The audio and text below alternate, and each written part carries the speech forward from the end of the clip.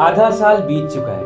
अब केवल 7 महीने बाकी हैं, लगभग 210 दिन आप लोगों के हाथ में हैं। और बहुत सारे बच्चे जो रिपीटर्स हैं और जो 12th में भी कई बच्चे हैं जिनका कि सिलेबस हो चुका है और जो टेस्ट देते हैं और उनको लगता है कि वो आज 450 मार्क्स के ऊपर खड़े हुए हैं, जिनको लगता है कि हाँ मेरा कोर्स ख़त्म हो गया है। जब वो टेस्ट देते हैं तो उन्हें कंसेप्ट्स याद रहते हैं या फिर क्वेश्चन सॉल्व कर पाते हैं, लेकिन नंबर जो है वो 450 के ऊपर ही अटक जाते हैं। ये वीडियो उन लोगों के लिए। मेरे साथ हैं विवेक पांडे सर, और मैं विवेक पांडे सर फिजिक्स की ज़बरदस्त फैकल्टी हैं और जो नीट प्रेप का कोर्स जिन्होंने देखा है, जिन्होंने यूट्यूब के ऊपर सर के वीडियो देखे हैं, वो जानते हैं कि क्या एक्सीलेंट तरीके से सर फिजिक्स को जो है धो डालते हैं। और सर के पढ़े हुए बच्चे 175 180 नंबर भी फिजिक्स के अंदर लेके आए। तो मैंने विवेक पांडे सर से पूछा कि सर ऐसा कौन सी चीज़ है कि जो बच्चे को 450 से और 650 या इससे ऊपर लेके जाती है, वो क्या एक फॉर्मूला है, वो एक कौन सा मतलब पता नहीं। सिलेबस तो सभी लोग करते हैं, पढ़ाई तो सभी लोग करते हैं, क्वेश्चन सारे लोग लगाते हैं, लेकिन वो कौन सा ऐसा चीज़ है जो कि 450 से 650 की जर्नी के बीच में करना पड़ता है। तो आप एक बार इसके ऊपर प्रकाश डालो सर। बिल्कुल सर, बिल्कुल आपने बिल्कुल सही टाइम पे सही चीज़ बताने की कोशिश की है।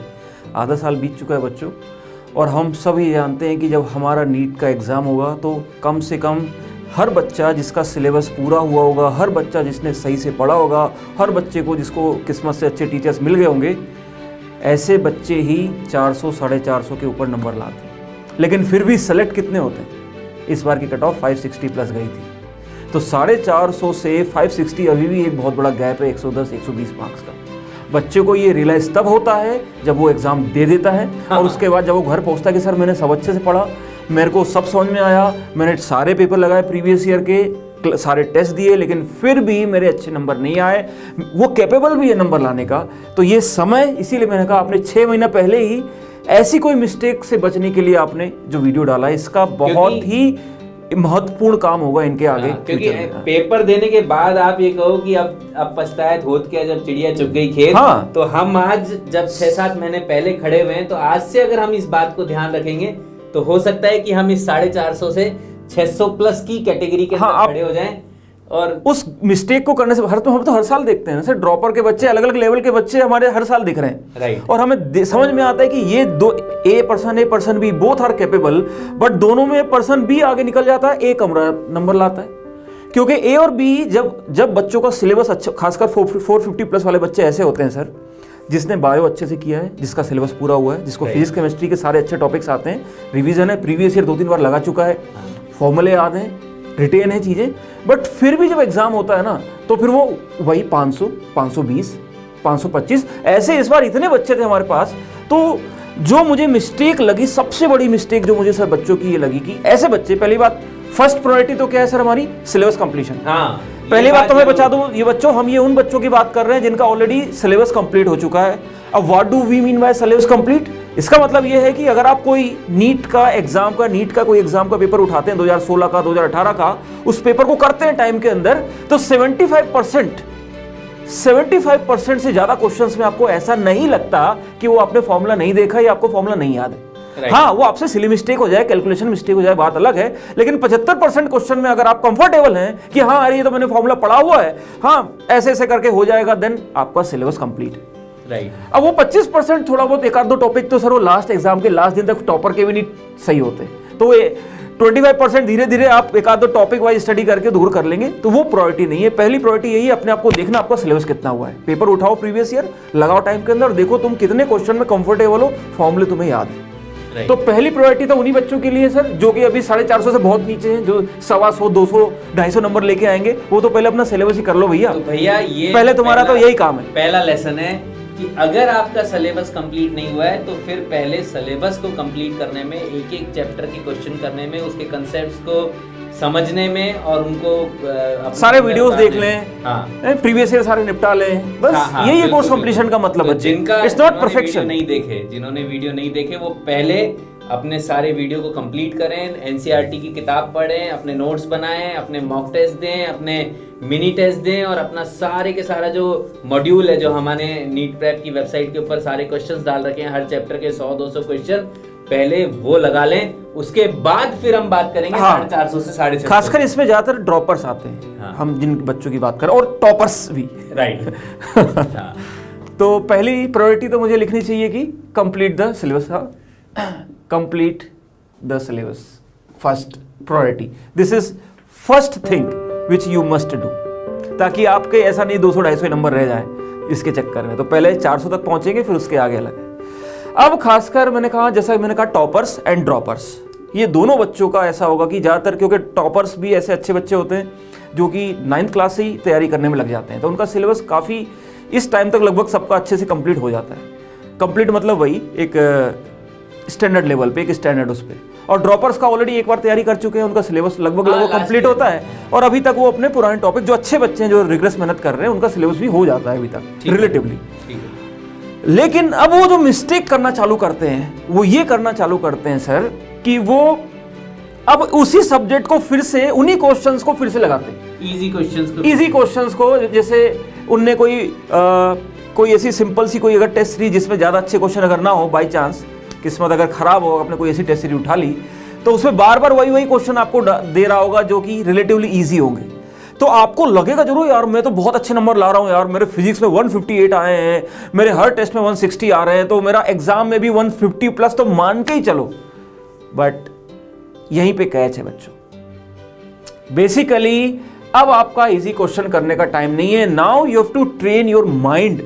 अब आपकी मैथमेटिकल एबिलिटी, आपकी इंग्लिश को रीड करने की कंप्रीहेंशन, आपको बायो के क्वेश्चंस में भी क्या है, आपके सामने जब वो क्वेश्चन आता है तो आपको उसको कितना अच्छे से कंप्रीहेंड करते हो तुरंत। फिजिक्स के क्वेश्चन में आप फॉर्मूला रिकॉल करके जल्दी से कैलकुलेशन कर लेते हो। अब इस चीज का काम करना है, क्योंकि टाइम का एक बहुत बड़ा रोल है, और उसके लिए यानी स्पीड के लिए अब आपको अपने ब्रेन को, अपनी मसल को, अपनी ब्रेन की मसल को बेसिकली थोड़ा सा ज्यादा रिगरस तरीके से ट्रेन करना पड़ेगा। और वो तब होगा जब आप उसी टाइम फ्रेम में, यानी उसी 1 घंटे में या 3 घंटे में थोड़ा सा टफ क्वेश्चंस करेंगे। तो आप सब लोगों ने आई होप मूवीज वगैरह देखते होंगे आप लोग, भले ही अभी इस साल नहीं देख रहे, बट पहले आपने अगर सुल्तान देखी होगी लास्ट ईयर, दंगल, और उससे पहले जो अच्छी अच्छी अंग्रेजी मूवीज आई थी, रैम्बो, ये इसका टॉपिक भी रैम्बो की ट्रेनिंग है, तो उसमें आपने देखा होगा कि ये लोग अपने पैर के ऊपर जब रन करते थे तो पैर के ऊपर वेट बांध के रन करते हैं टिल देयर लास्ट, जब उनका लास्ट वो नहीं होता अब तक रन। तो जैसे ही बाद में अपने उस वेट को पैर से हटाते हैं, दे फील सो लाइट कि तुरंत अपनी स्पीड से आगे जाके फर्स्ट उसमें आ जाते हैं, जीत जाते हैं। वैसे ही रैम्बो में भी आपने देखा होगा, जब वो ट्रेनिंग करता है तो वो अपने हाथ में वेट बांध करके मुक्के चलाता है। इससे ये होता है कि उसके अंदर रेजिस्टेंस डेवलप होता है, उसकी मसल्स डेवलप होती है, उसके अंदर ताकत आती है, पावर आती है। सेम चीज आपको यहाँ पे करना है कि आपके सामने अच्छे क्वेश्चंस आएंगे, टफ आएंगे, आपको सेम क्वेश्चंस जो कि टफ होंगे रिलेटिवली, ऐसा नहीं कि बहुत tough, there should be a gradual increase in the level. तो उसको आपको एक एक्सपर्ट के उसमें ही लेना है, आपको कोई भी अपनी मर्जी से कोई सी नहीं रोड उठा के बैठ गए, वो काम हमारा होता है कि कौन से क्वेश्चन आपको देने, ट्रेनिंग का मटेरियल क्या होगा, आपको किस तरह से ट्रेन करना है, that is our job. But मैं आपको बता दूं कि ये वाली ट्रेनिंग से आपकी मसल, आपकी मेंटल मसल और आपकी कैपेबिलिटी की जल्दी से में टफ क्वेश्चंस को भी कम में करने की जो आप कोशिश करते हो ना, वो कोशिश चाहिए। और इस चीज से फिर आप धीरे धीरे धीरे धीरे धीरे आपका लेवल अप होता है। एंड यही वो बच्चे हैं जो कि 600 प्लस लाते हैं। इनमें इतना ही बस थोड़ा सा फर्क होता है, इन्हें सही टाइम में सही एडवाइस के साथ काम किया, और 6 महीना पहले इनके पास जो 6 महीने का पूरा समय बचा है सर, इसमें ये बस यही प्रैक्टिस करते हैं, क्योंकि 6 महीना बहुत है। हाँ, सिलेबस कंप्लीट हो चुका है, अब इनको बस लेवल अप करना है अच्छे क्वेश्चंस का, प्रैक्टिस के लिए। जैसे लास्ट ईयर भी हम लोगों ने मास्टर क्लास डाली थी, सारे जितने टॉपर्स आए हमारे, ज्यादातर बच्चों ने, उनको वो मजा आया था करके, क्योंकि उनका जो उनको चाहिए था ऐसी चीज की, सर मुझे थोड़ा और टफ दो, थोड़ा और रिगरस ट्रेनिंग चाहिए। तो मतलब मेरे को तो, मैंने अभी यहाँ पे पॉइंट्स लिखे हैं सर आपके कहे हुए। हाँ, कि सबसे पहले तो कंप्लीट, हाँ, ये नहीं तो 200 में ही रह जाएंगे। ठीक है, 450 की लिमिट ही स्टार्ट, ये कंडीशन है, ये नेसेसरी कंडीशन है बट सफिशिएंट नहीं है। लेकिन जो टॉपर्स और ड्रॉपर्स है, जिनका की कोर्स अब तक लगभग खत्म हो चुका है, उनसे ये रिक्वेस्ट है कि जब वो रिवीजन करें तो इजी क्वेश्चंस फिर से ना लगाएं। हाँ, इनका फायदा नहीं होगा, टाइम वेस्ट है। एक सेम क्वेश्चन लगाने से आप खुश हो लोगे लेकिन नंबर नहीं आएंगे, फायदा नहीं है उसका। और उसके बाद आती है इंपॉर्टेंट चीज की अपनी स्पीड बढ़ाएं और साथ ही साथ एक्यूरेसी। ये अपने आप बढ़ जाएगी सर। जब ये अपने आप बच्चा बढ़ जाएगी। टफ क्वेश्चन करता है ना तो अपने ये आप इसके- अपने आप वो करने लग राइट, जाता है। राइट। लेकिन और ये- इसमें एक वो है कि ये क्वेश्चंस अपने से ना चूज करें, ये किसी एक्सपर्ट या तो किसी बहुत अच्छी कोचिंग, या फिर हम लोग भी नीट प्रेप में कोशिश कर रहे हैं कि कुछ अच्छे क्वेश्चंस का, वैसे हम लोग जो टेस्ट सीरीज दे रहे हैं आजकल उसमें ऑलरेडी बहुत अच्छे क्वेश्चंस हैं। हाँ, तो जो पिछला वाला टेस्ट था जो रैंक प्रेडिक्टर टेस्ट था, हाँ, उसके अंदर हम लोगों ने इस पे काम करना चालू कर दिया है। हाँ, और होपफुली इस बार हम लोग का और भी आउटस्टैंडिंग रिजल्ट आया, हो सकता है टॉप 10 में, हाँ। We are hopping.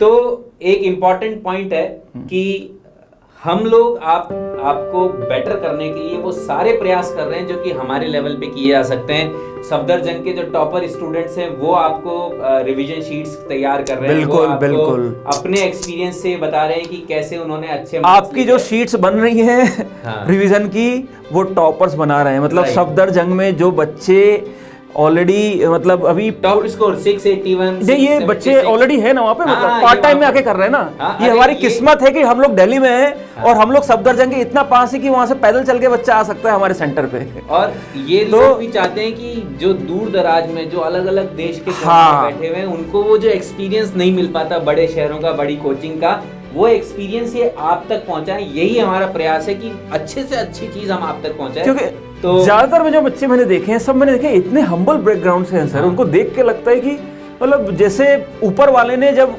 टैलेंट बांटा था ना तो ये नहीं देखा कि ये सिटी है या गांव है, राइट राइट। रादर सिटी में कम है। हाँ, सिटी में पता नहीं, वो सिटी में बैठ आ जाते हैं कि क्योंकि वहां पे उनको एक्सपर्टीज नहीं मिलती है। हाँ, तो हमारी कोशिश ये है कि एक्सपर्टीज आपके यहाँ तक जाए। तो मेरा आपसे एक ही पॉइंट है कहने का कि जिसको भी लगता है कि वो अटक गया है 450 पे और 400 के ऊपर और लग रहा है कि आगे बढ़ना मुश्किल होता या जा जिसको रहा है, लगता है कि उसका सिलेबस पूरा हो गया है, हाँ, और जिसको लगता है कि उसका सिलेबस पूरा हो गया है लेकिन अब समझ में नहीं आ रहा कि क्या आगे करें। कैसे जाएं, हाँ। तो वो अपनी समस्या को कमेंट बॉक्स के अंदर लिखे। हाँ। और अगर हम उसका सॉल्यूशन निकाल सकते हैं किसी भी प्रकार से तो वो हम निकालेंगे। और इसी प्रकार के वीडियोस को और देखने के लिए आप चैनल को सब्सक्राइब करें, बेल आइकन के ऊपर बटन दबाएं ताकि आपको ज़्यादा से ज़्यादा हम कोशिश करें कि आपको नियरर टू द सिलेक्शन या nearer to the good rank, अच्छे कॉलेज के अंदर आपका एडमिशन हो। इसके लिए हम सारे प्रयास आपके लिए बिल्कुल बिल्कुल करने वाले सही हैं। टाइम पे जगाना पड़ता है, जैसे हाँ। हनुमान जी को याद दिलानी पड़ती है ताकत। तो वैसे ही जरूर से लिखें कि आपको क्या समस्याएं आ रही है आपकी तैयारी के अंदर और हम अपने लेवल पे क्या कर सकते हैं ताकि आपकी वो समस्याएं दूर हो। लेकिन सबसे पहले सिलेबस कंप्लीट करो, उसके बाद ये सारी समस्याएं दूर करेंगे, ठीक है। चलिए, इन बच्चों के लिए भी हमने भी एक वीडियो डाला था फीस का रिगार्डिंग कि अगर फीस कैसे पढ़ें। हाँ, वो बेसिक सर, वाले वीडियोस तो डल ही रहे हैं हमारे।